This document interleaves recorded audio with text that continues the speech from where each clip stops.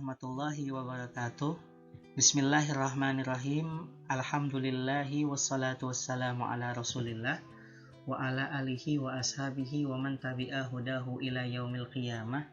Rabbi shrah li sadri wa yassir li amri wahlul 'uqdatam min lisani yafqahu qawli. Bertemu lagi dengan saya Kang Santri, teman mengaji para pemuda dan pemudi. Sahabat Kang Santri official dimanapun kalian berada, setelah pada video sebelumnya kita sudah mengaji Muqaddimatun Nasyir atau pendahuluan yang ditulis oleh penerbit untuk karya As-Sihhatu wal Ghidha fil Qur'anil Karim yang ditulis oleh Al-Ustadz Muhammad Kamil Hasan Al-Mahami, maka pada kesempatan kali ini kita akan masuk langsung kepada ungkapan-ungkapan yang ditulis oleh beliau. Pada tema besar pertama, beliau menulis tema tentang at-ta'am atau tentang makanan.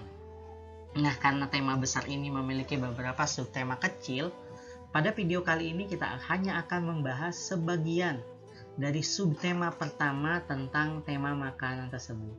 Jadi untuk subtema pertama dari tema besar makanan itu temanya tentang al-ma'asi atau tentang kemaksiatan.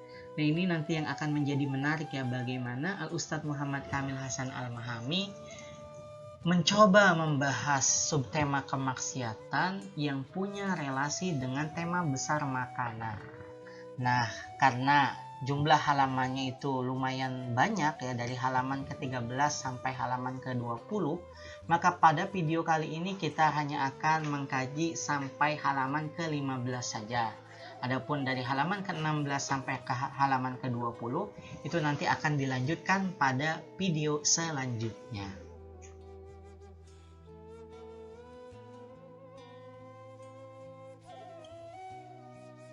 Baik, kita langsung masuk ke halaman ke-13. Kita baca dulu ungkapan yang ditulis oleh muallif, baru nanti kita jabarkan ya. Yal'abut ta'amu wasyarabu dawran ra'isiyan fi hayatil bashari bal fi hayati kulli kainin hayyin ya'ishu ala sathi kaukabil ardi. Nah, pada paragraf pertama ini dijelaskan bahwasanya makanan dan minuman itu memainkan peranan penting dalam kehidupan manusia, bahkan dalam kehidupan seluruh makhluk hidup yang tinggal di bumi ini. Wa na'ni bil kainatil hayyati an-nasa wad-dawaba wat-tuyura wal asmaki wal hasyarati wa ghaira dzalik. Nah, yang dimaksud dengan makhluk hidup di sini adalah manusia, hewan melata, burung, ikan-ikan ya, kemudian serangga dan hewan atau makhluk hidup lainnya. Ammal malaikatu junudullah al-mukallafuna bitasjili a'malil bashari min khairin wa syarrin wa bighairi dzalika minal a'malil lati ya'muruhum bihallahu azza wa jalla fa innahum la ya'kuluna wa la yashrabuna wa la yatanasalun li'annahum kama yaqulu ba'dul fuqaha ajsamun latifah khalaqahullahu tabaraka wa ta'ala minan nuri aw minar rihi wa hum yaf'aluna ma yu'maruna bihi wa la qudrata aw taqata aw qabiliyata lahum 'alal 'isyan. Adapun malaikat yang diberi julukan junudullah oleh beliau ini, al-mukallafuna bitasjili a'malil bashar ya, yang memiliki tugas atau yang diberikan tugas oleh Allah Subhanahu wa taala, baik itu untuk mencatat amal kebaikan manusia atau amal keburukannya, atau yang diberi tugas dengan tugas-tugas lainnya sesuai job desk yang Allah Subhanahu wa taala perintahkan. Mereka itu tidak makan dan tidak minum, juga tidak memiliki keturunan. Karena para malaikat, sebagaimana keterangan sebagian ulama, itu dikatakan mereka itu adalah jism latif. Jism latif itu adalah ciptaan yang halus, ya, yang Allah Subhanahu wa taala ciptakan dari cahaya atau dari angin, dan mereka senantiasa melaksanakan apa yang diperintahkan oleh mereka, dan mereka tidak memiliki potensi atau kemampuan untuk melakukan maksiat. Jadi dari halaman ke-13 ini kita sudah mendapatkan pemahaman ya, bahwasanya sebagai prolog, makanan dan minuman itu punya peranan penting untuk kebertahanan kehidupan makhluk hidup di dunia ini. Nah, terkecuali malaikat, karena malaikat itu mereka itu tidak makan dan tidak minum dan juga tidak memiliki keturunan. Ya. Itu untuk halaman yang ke-13.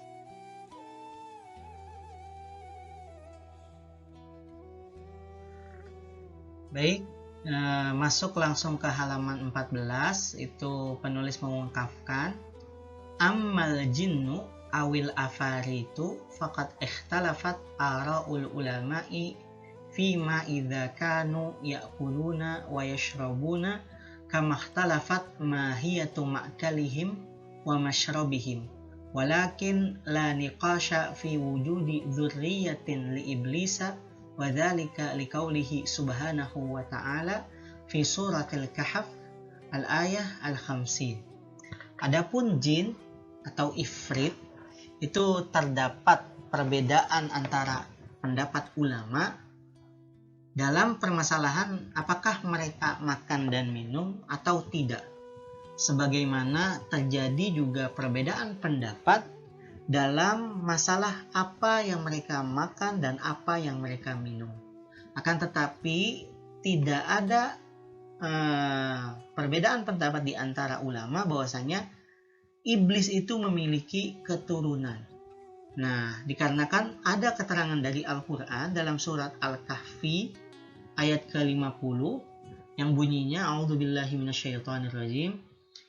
Bismillahirrahmanirrahim. Wa idz qulna lil malaikati isjudu li adama fasajadu illa iblisa kana minal jinni fafasaqa an amri rabbih afatattakhidunahu wa dzurriyyatahu awliya'a min duni wa hum lakum aduwwum bi'sal zalimina badala. Nah, dalam surat Al-Kahf ini jelas ya bahwasanya iblis itu memiliki keturunan. Nah, kita bisa mengetahui itu dari potongan ayat yang afatattakhidunahu wa dzurriyyatahu awliya. Apakah kalian ingin menjadikan iblis dan keturunannya sebagai teman kalian atau sebagai orang dekat kalian ya. Ini peringatan dari Allah Subhanahu wa taala. Tapi dari keterangan itu sebenarnya muallif itu ingin beristisyhad bahwasanya tidak ada perbedaan pendapat dalam permasalahan bahwasanya iblis itu memiliki keturunan. Karena ada keterangan dalam potongan ayat ini tentang keberadaan keturunan iblis itu sendiri. Walaqad dzakarna al-mazida min at-tafsilat fi hadha asy-sya'ni fi kitab dzurriyyati iblis wa kitabil jinni wal afarit wa huma min silsilati kutubi qasasil minal Qur'anil Karim li nafsil muallif wa nafsin nasyir. Ya, dikatakan di sini kita kata muallif, adapun keterangan yang lebih terperinci tentang hal tersebut ya, itu ada dalam kitab beliau yang bertema Zuriyatu Iblis, itu keturunan iblis, dan kitab beliau yang diberi tema Al-Jin wal Afarit ya, jin dan ifrit. Dan dua kitab itu merupakan dua kitab yang masuk dalam seri kitab-kitab cerita dalam Al-Quran yang beliau tulis dan diterbitkan oleh penerbit yang sama. Wahina sya'at iradatullahil aliyyil qadir an yakhluqa abana Adam alaihi salam kana fi khalqihi aksaru min mu'jizatin mimma adhalal malaikata alladzina kanu yahsabuna anfusahum akrama khalqillahi ilaihi ya. Ketika Allah Subhanahu wa taala berkehendak untuk menciptakan bapak moyang kita Adam alaihi salam, itu Nabi Adam alaihi salam. Nah, dalam penciptaan Nabi Adam itu terdapat banyak sekali kemukjizatan ya yang membuat para malaikat itu tercengang. Ya, yang membuat para malaikat itu tercengang karena para malaikat itu awalnya menganggap bahwasanya diri mereka lah ya ciptaan yang paling mulia di sisi Allah Subhanahu wa taala. Min ula mu'jizati khalqi Adam ma awda'ahu Allah taala fihi min aqlin wa qudratin 'alal bayan. Ya, di antara kemukjizatan yang pertama dari penciptaan Nabi Adam alaihissalam itu adalah apa? Apa yang Allah Subhanahu wa taala titipkan dan karuniakan kepada Adam dan keturunannya itu yang berupa apa? Akal dan kemampuan untuk menjelaskan sesuatu, kemampuan untuk menjabarkan sesuatu. Nah, jadi dari halaman ke-14 ini ada kaitannya dengan halaman sebelumnya. Kalau malaikat kan sudah sepakat para ulama bahwasanya mereka itu tidak makan dan tidak minum. Adapun jin atau ifrit itu terjadi perbedaan pendapat. Apakah mereka makan dan minum atau tidak, sebagaimana terjadi perbedaan pendapat tentang apa yang mereka makan atau yang mereka minum. Ya kan, tetapi kalau tadi malaikat tidak memiliki keturunan, kalau iblis di sini jelaskan dia memiliki keturunan. Kalau pengen tahu lebih jelasnya, nanti kita bisa merujuk langsung kepada karya dari penulis yang sama, dari Ustadz Muhammad Kamil Hasan Al-Mahami dalam karyanya Zuriyatu Iblis, dan karyanya juga Al-Jin wal Afarid yang masuk dalam kategori karya cerita-cerita dalam Al-Quran gitu ya. Oke.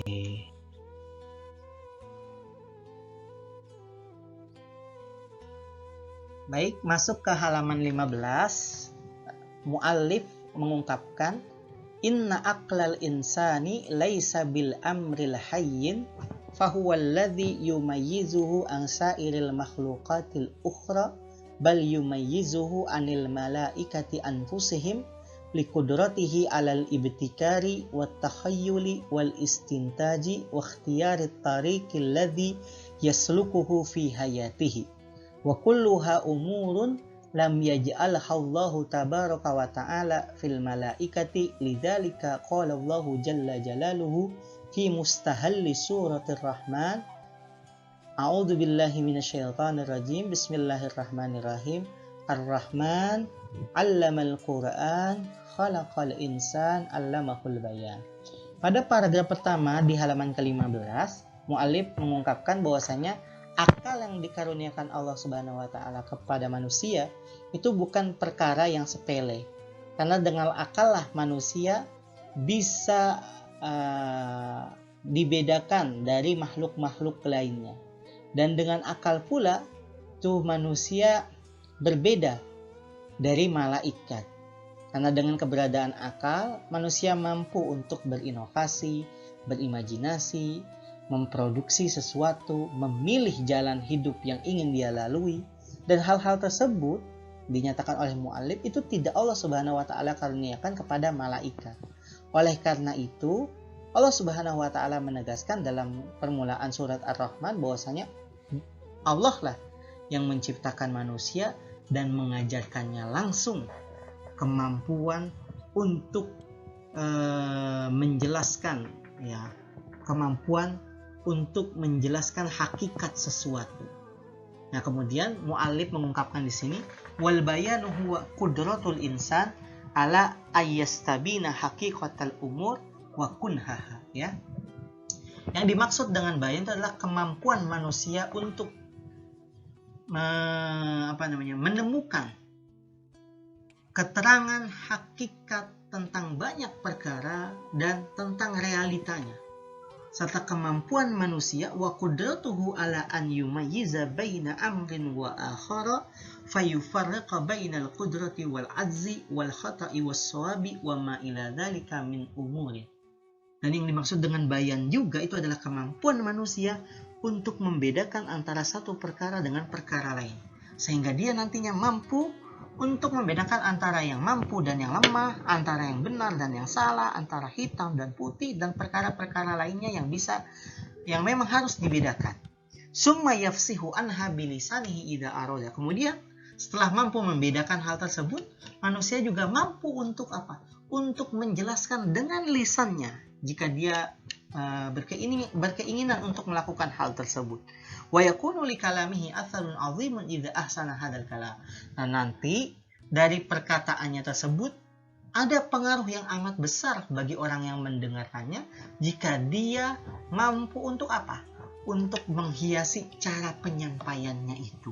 Lidzalika qila, oleh karena itu ada sebuah adagium yang mengatakan inna minal bayani la sihra. Sesungguhnya dari sebagian kemampuan menjelaskan yang diberikan kepada manusia itu ada sesuatu yang bisa menyihir, sesuatu yang bisa menghipnotis, sesuatu yang bisa mempengaruhi orang yang mendengarkannya. Nah, dari halaman ke-15 ini kita menemukan bahwasanya akal manusia yang Allah Subhanahu wa taala karuniakan adalah sesuatu yang amat istimewa. Yang dengan akal tersebut manusia punya kemampuan untuk apa? Untuk menemukan keterangan hakikat sesuatu, dan manusia mampu untuk membedakan antara yang baik, yang benar, putih, hitam, lemah, dan kuat. Dan manusia juga mampu untuk mendetailkannya dengan lisannya gitu. Akan tetapi dari pembacaan kita dari halaman ke-13 sampai ke halaman 15 ini kita belum menemukannya.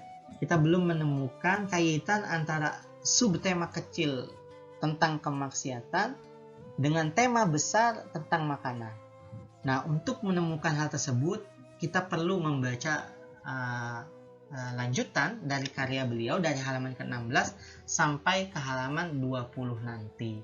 Oleh karena itu, supaya tidak ketinggalan, terus pantengin channel Kang Santri Official untuk sama-sama kita mengaji bareng ya. Di sini Kang Santri tidak mencoba untuk mengajari sahabat Kang Santri Official, tapi bersama-sama ngaji bersama gitu. Wallahul muwaffiq. Wassalamualaikum warahmatullahi wabarakatuh.